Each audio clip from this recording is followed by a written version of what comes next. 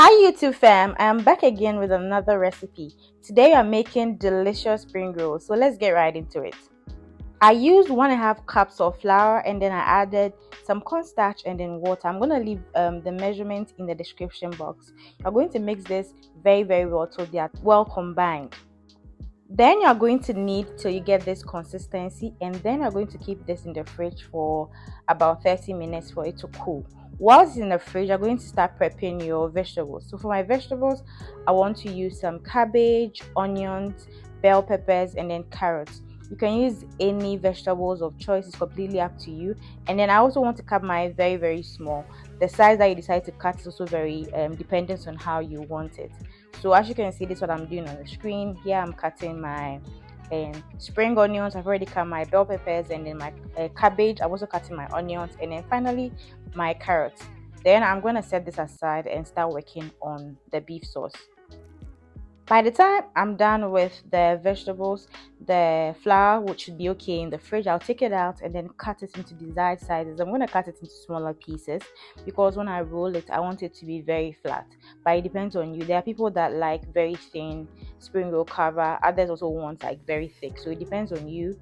And as I said, there are several methods out there. I saw this method on Sweet Ajele's page and I felt like I wanted to do this more than the other most popular one. So that's why I'm doing this. So once you've cut them into your desired size, you're going to roll them flat. And when rolling, make sure you apply some of the flour on the flour mixture and then on the rolling pin as well so that it doesn't get stuck on it. Then once it's rolled flat and you've done for all the rest, you're going to apply some oil on top of the other and then keep stacking it till you're done with all the pieces that you made. We are doing this because we're going to put this on fire and we don't want to do it one by one. It may waste time. So once that's done, I'm going to get my skillet. I'm using a cast iron skillet. I'm going to put everything in there and then I'm going to keep it on fire for like 5 minutes till I see that there are bubbles coming on top. Then I take that out and then remove each layer one after the other. When removing, be careful. Based on the thickness of it, it can break or something, or it can come apart. Now we are also going to do our sauce. I'm going to start by putting some oil in the pan or in the skillet, and I'm gonna use ground beef, but you can use chicken, you can use beef, you can use anything, any protein at all that you want to use. I wanted to use ground beef because I really love it, right? So you're gonna put this in the pan, add your seasoning of choice. I use some beef seasoning and then pepper because I love pepper, and then I added some salt. So we're gonna give this a quick stir. I also added oyster sauce. It's completely optional. If you don't like it, you don't have to add it to it. We're going to combine this properly, and then you're going to let it sit for a while and then add your vegetables, your chopped vegetables that we chopped before we started the sauce, right? Then once this is done, you're going to add in your corn flour slurry or cornstarch slurry, as some people call it, so that it's going to thicken the sauce. It's going to give us the thickness that we're looking for. And then after that, basically the sauce is ready and I'm going to set this aside. Now we're getting to the main work, which is the rolling and all the technical stuff.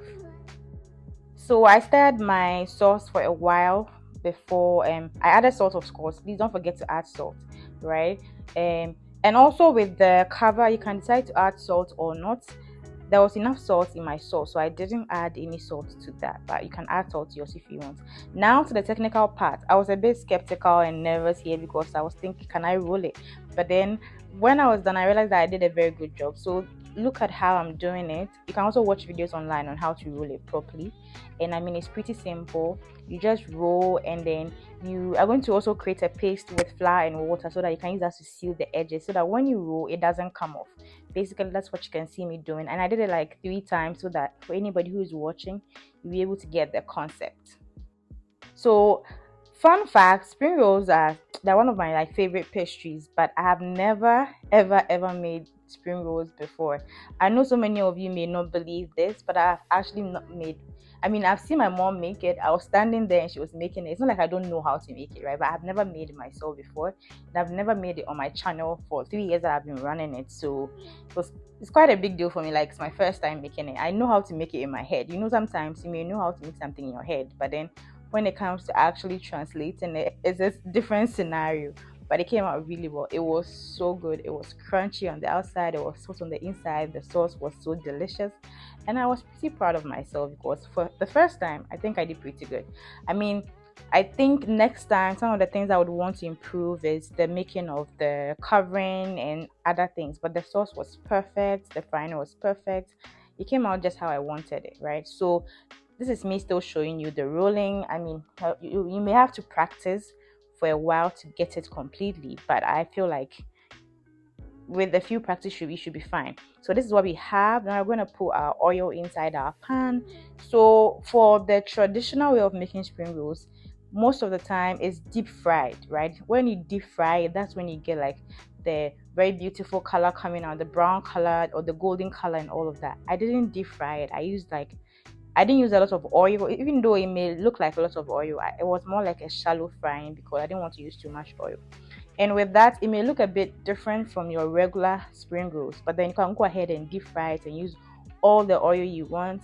That is how I wanted to do mine, and it came out well for me, okay? Because right now oil is also very expensive, so I didn't want to use too much oil in frying just like 6 or 7 pieces of spring roll. So just do as you wish. If you want to deep fry it, if you want to air fry it, if you want to do whatever you want to do, as long as it comes out and you're fine with it, that's also okay.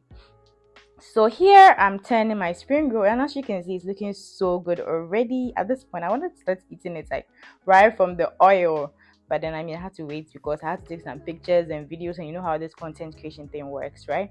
So it's almost ready. We are almost done with the recipe. It's pretty simple, right? It can get intimidating when it's your first time because there's so many things you need to do, but then if you follow this recipe step by step or this video step by step, I trust that by the end of it you should get something like this or something even way better than this, right? So basically you fry it so it's golden brown and it's ready to serve. So this was how it was looking, and it was looking good. The shape needs a bit more work, but for me, I think I love it. It came out it was so delicious. And look at that filling. It's looking so moist, so succulent. It was really good, guys. I'm not even overreacting. It was so good. You guys should try it.